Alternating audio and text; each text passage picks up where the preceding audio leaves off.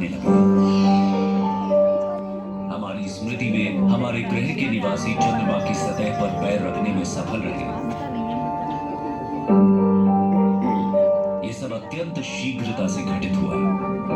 ब्रह्मांड के समय माप के अनुसार मानवता केवल एक पल के लिए यहां रही है और हम पहले से ही अपने गृह ग्रह से आगे बढ़ रहे हैं।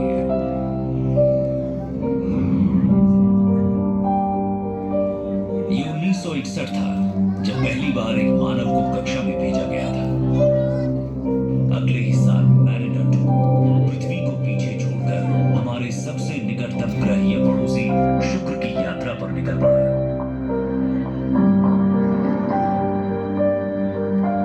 कुल मिलाकर 10 मैरिनर यान मंगल, शुक्र और बुध की यात्रा पर निकले। उन्होंने हमारे आसपास के ग्रहों का नक्शा बनाया और हमने उन्हें ऐसी बारीकी से देखा जैसा कभी नहीं देखा था। हमें वहां के मौसम के बारे में भी पता चला। कुछ लोगों को निराशा हुई कि मैरिनर को ना तो कोई डरावने एलियन मिले और ना ही दूसरी दुनिया के डायनासोर से भरे घने जंगल, पर इससे हमारी वैज्ञानिक जिज्ञासा और बढ़ गई। मैरिनर प्रोजेक्ट के बाद एक नया और बड़ा प्रोग्राम शुरू हुआ जो और भी दूर जाने वाला था, वॉयेजर।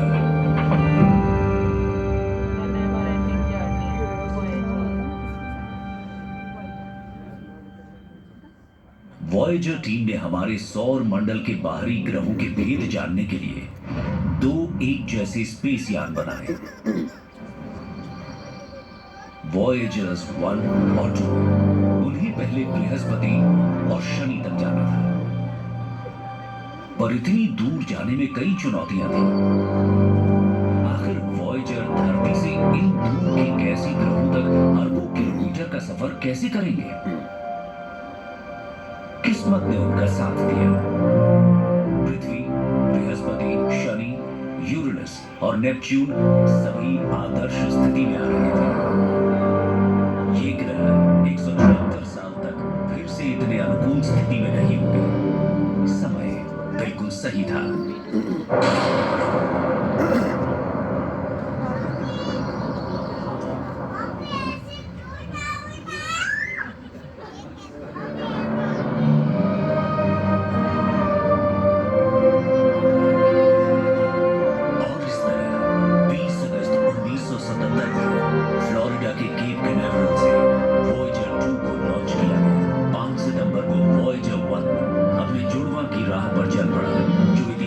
सबसे लंबी यात्रा करने वाली थी।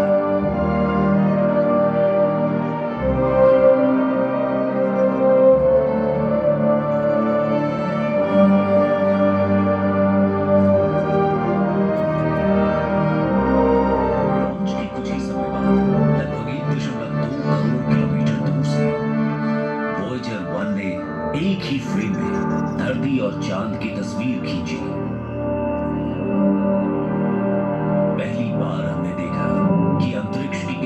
से हमारा घर और उसका उपग्रह कितने छोटे दिखते हैं,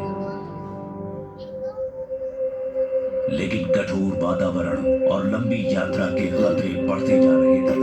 जब वॉयेजर 2 धरती से आ रहे संचार संकेतों का जवाब नहीं दे रहा था, टीम को पता था कि यान कहां है, पर बातचीत न हो पाने की वजह से वे इसे कंट्रोल नहीं कर पा रहे थे। ऐसा लग रहा था कि उनका कीमती यान बस स्पेस का अवशेष बनकर रह जाएगा।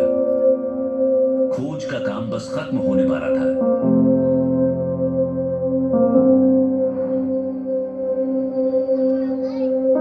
लेकिन जो इंजीनियर वॉयेजर जैसा स्पेसक्राफ्ट बना सकते थे, वो ऐसे लोग थे जो 20 करोड़ किलोमीटर दूर की दिक्कत का हल भी ढूंढ सकते थे। उन्होंने पता लगाया कि वॉयेजर 2 का रेडियो तो ठीक था, बस उसकी ट्यूनिंग गड़बड़ हो गई थी।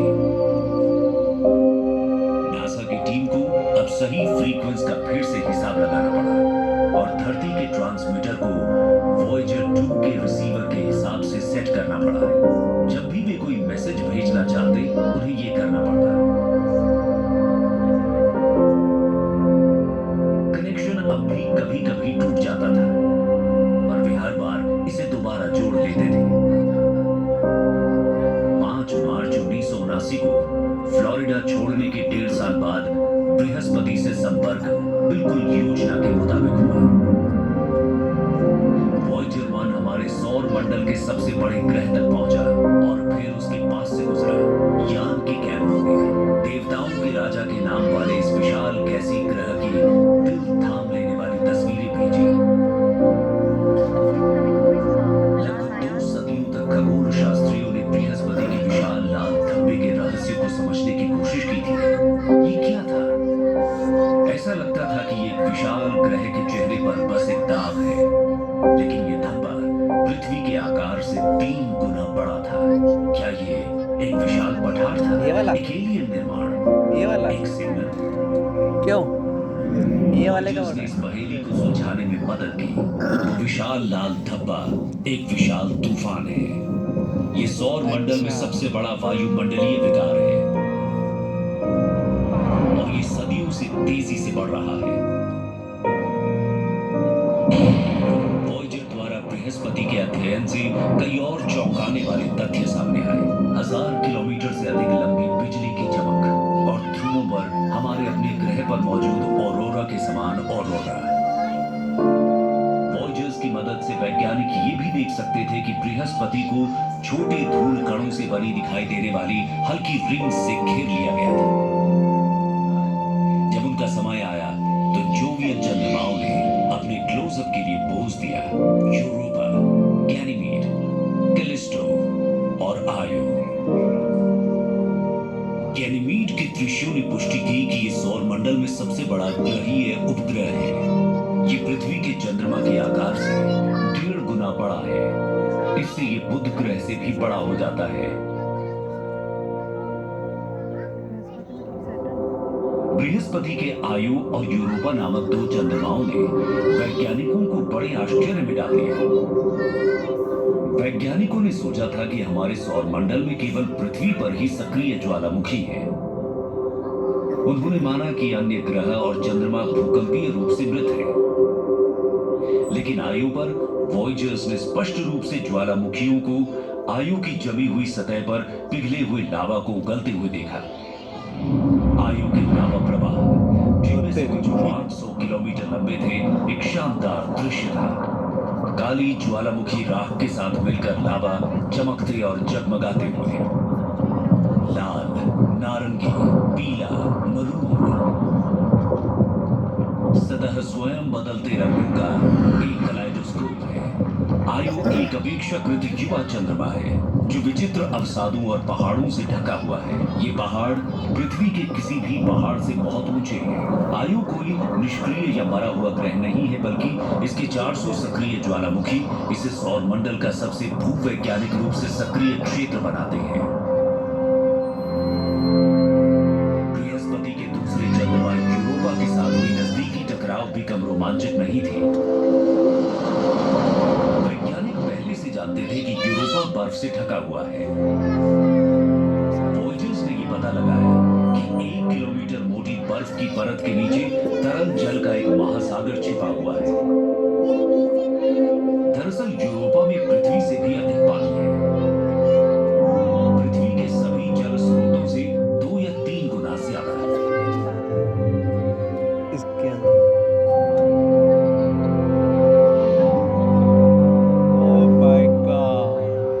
सबसे बेहतरीन था।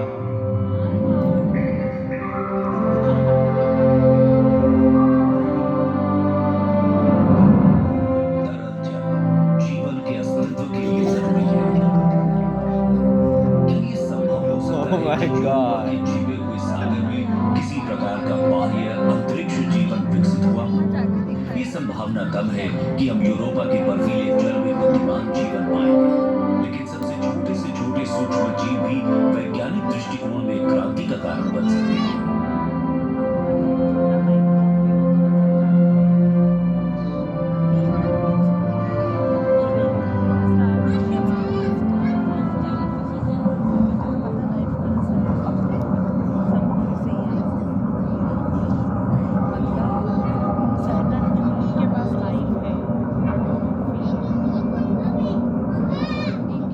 बृहस्पति सौर मंडल के उन ग्रहों में से केवल पहला था जिसे वॉयजर्स ने अपनी यात्रा में शामिल किया था। ये दुर्लभ ग्रहों की बाहरी स्थिति का सामूहिक मिलन था जिसने वॉयजर्स की यात्रा की योजना बनाई।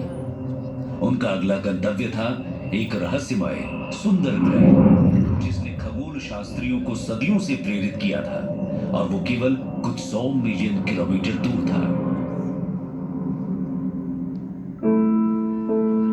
उस दूरी को तय करने में 1 साल और 8 महीने का समय लगा। नवंबर 1980 में वॉयेजर 1 ने खूबसूरत और रिंग वाले ग्रह शनि के पास पहुंचकर नजदीकी दौरा किया।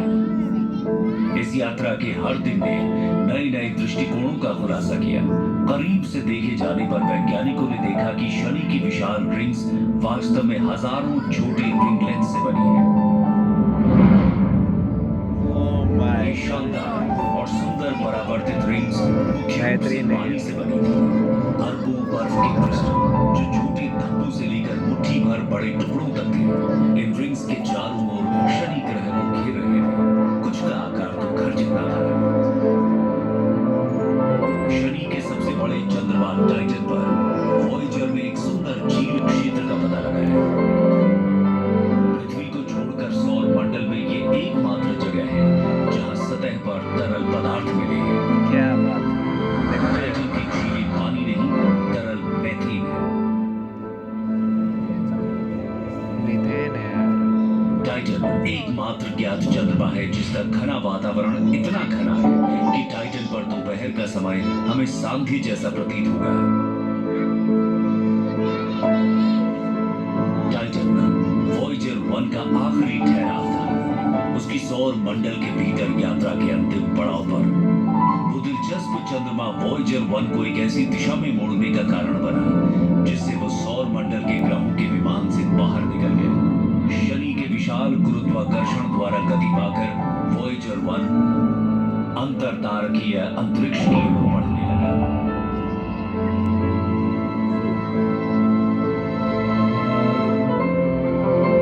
वॉयेजर 2 ने पीछा नहीं किया, उसे अभी हमारे सौर मंडल के भीतर और स्थानों पर जाना था। ये यान अगस्त 1981 में शनि तक पहुंचा। वॉयेजर 1 के 9 महीने बाद वॉयेजर 2 ने पता लगाया कि एनसेलेडस बहुत युवा है, सिर्फ कुछ 100 करोड़ साल पुराना। ये सौर मंडल में एक बच्चे जैसा है। इसकी युवावस्था ने इसकी सतह को विविध और आकर्षक परिदृश्य दिया है। इसकी सतह पर खाइयों से भरे क्षेत्र हैं, जबकि अन्य स्थानों पर दरारों से भरे क्षेत्र भी मिलते हैं। इसके अलावा यहाँ कई पहाड़ी श्रृंखलाएं, लंबी दरारें और बर्फ से ढकी चोटियां हैं। एनसेलेडस मुख्य रूप से बर्फ की परत से ढके एक विशाल जलाशय के रूप में है, जिसमें बीच में एक बड़ी चट्टान है। इसकी बर्फीली सफेद सतह सौर मंडल के सभी ग्रह और उपग्रह में से सबसे अधिक सूर्य की रोशनी को प्रतिबिंबित करती है। दूसरी ओर टेथीस चंद्रमा पर वॉयेजर ने एक विशाल गड्ढे की तस्वीरें भेजी जिसका आकार 450 किलोमीटर चौड़ा और 16 किलोमीटर गहरा था। पृथ्वी पर वैज्ञानिकों की टीम ने इस गड्ढे का नाम ओडिसियस रखा, जो प्राचीन ग्रीक पौराणिक कथाओं में वर्णित इथिका के राजा ओडिसियस के नाम पर है।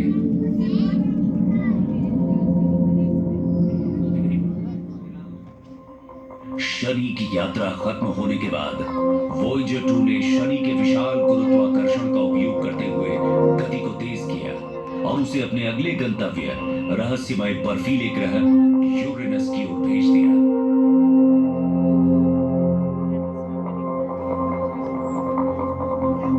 लंबे समय तक हम यूरेनस के बारे में कुछ भी नहीं जानते थे, सिवाय इसके कि इसे 1781 में खगोलज्ञ विलियम हर्शल ने खोजा था। यूरेनस के बारे में सच्चाई जानने के लिए 200 साल से अधिक का समय लगा। 24 जनवरी 1986 को वॉयेजर 2 एक यात्रा और साक्षात्कार के लिए पहुंचा। पहले ही क्षण में हमारी आंखें एक अद्भुत और खूबसूरत ग्रह को देख सकी। यूरेनस बहुत ठंडा है, इसका वातावरण 0 से 217 डिग्री सेल्सियस नीचे है। इसकी खूबसूरत हल्की नीली वायुमंडल मुख्य रूप से हाइड्रोजन और हीलियम से बनी हुई है। वॉयेजर 2 ने विशेष रूप से यूरेनस के चंद्रमा मिरांडा का अध्ययन किया। ये मिरांडा के बेहद करीब पहुंचा, जैसा उसने अन्य चंद्रमाओं के साथ नहीं किया था। इसके द्वारा ली गई नजदीकी तस्वीरें अत्यधिक विस्तृत और आकर्षक थी। मिरांडा, जो अपेक्षाकृत छोटा है, ऐसी स्थलाकृति प्रस्तुत करता है जो अद्वितीय और विविध है।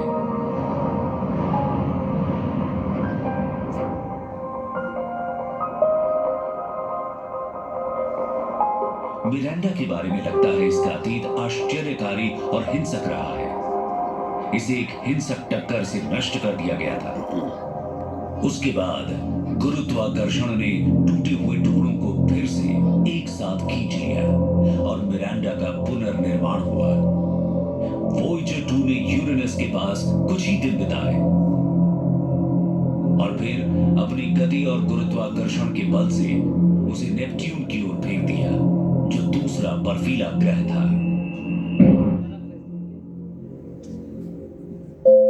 अगस्त 1989 में वॉयेजर 2 नेपट्यून के पास पहुंचा, जो इसके केप कनेवरल से प्रक्षेपण के 12 वर्ष बाद था।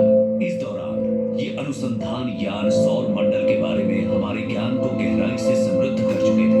अब कुछ अंतिम महत्वपूर्ण खोजों का समय आ चुका था। नेपट्यून की गतिशील वायुमंडल और इसके आश्चर्यजनक मौसम परिवर्तन ने वॉयेजर टीम का ध्यान आकर्षित करने वाली पहली खोज की।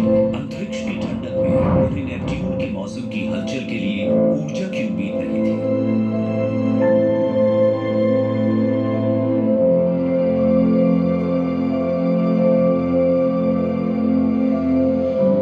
नेपट्यून के दक्षिणी गोलार्ध में वॉयेजर 2 ने एक स्थायी एंटी साइक्लोनिक तूफान, जिसे अब ग्रेट डार्क स्पॉट कहा जाता है, की खोज की।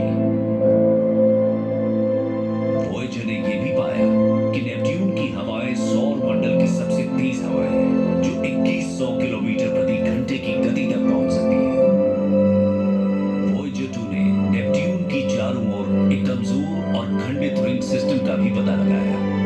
ये पता नहीं चल सका कि ये रिंग्स किससे बनी है और इनमें लाल रंग क्यों है। लेकिन जब वॉयेजर 2 ने ट्राइटन के पास से उड़ान भरी, तो और भी आश्चर्यजनक तथ्य सामने आए। ट्राइटन सौर मंडल का एकमात्र बड़ा चंद्रमा है जो नेपट्यून की परिक्रमा अपनी उल्टी दिशा में करता है। यानी नेपट्यून जिस दिशा में घूमता है, ट्राइटन उसकी उल्टी दिशा में चलता है। वैज्ञानिकों का मानना है कि ट्राइटन का असामान्य परिक्रमण ये सिद्ध करता है कि ये कभी एक बौना ग्रह रहा होगा। लाखों साल पहले ये नेपट्यून के पास आया और उसकी विशाल गुरुत्वाकर्षण द्वारा पकड़ा गया। उस विपरीत दिशा में परिक्रमा करने के कारण ट्राइटन धीरे धीरे ऊर्जा खो रहा है।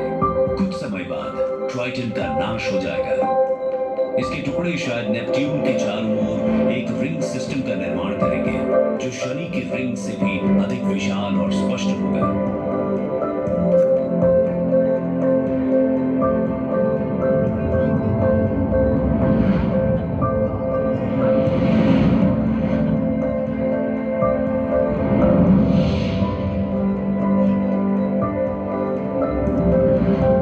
वॉयेजर ने यह भी पाया कि ट्राइटन सौर मंडल के सबसे ठंडे स्थानों में से एक है। इसकी सतह का तापमान 0 से 235 डिग्री सेल्सियस नीचे गिर जाता है। वैज्ञानिकों को ट्राइटन के दक्षिणी ध्रुव के पास कुछ ऐसा देखने को मिला जिसने उन्हें आश्चर्यचकित कर दिया। वहां पर बर्फीले ज्वालामुखी सक्रिय थे, जो नाइट्रोजन और धूल को बर्फ की सतह में दरारों से बाहर निकाल रहे थे। ये फव्वारे इतने शक्तिशाली थे कि वे सतह से 8 किलोमीटर ऊपर तक पहुंच सकते थे। नेपट्यून और उसके चंद्रमाओं के पास से गुजरने के साथ ही वॉयेजर 2 की सौर मंडल की यात्रा का अंतिम चरण पूरा हो गया। अब ये अंतरिक्ष यान वॉयेजर 1 की तरह सूरज और ग्रहों से दूर अंतरतारकीय अंतरिक्ष की ओर बढ़ने लगा।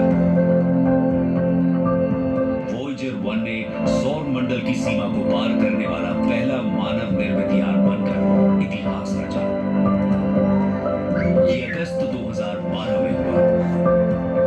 वॉयेजर 2 अब बहुत दूर नहीं है।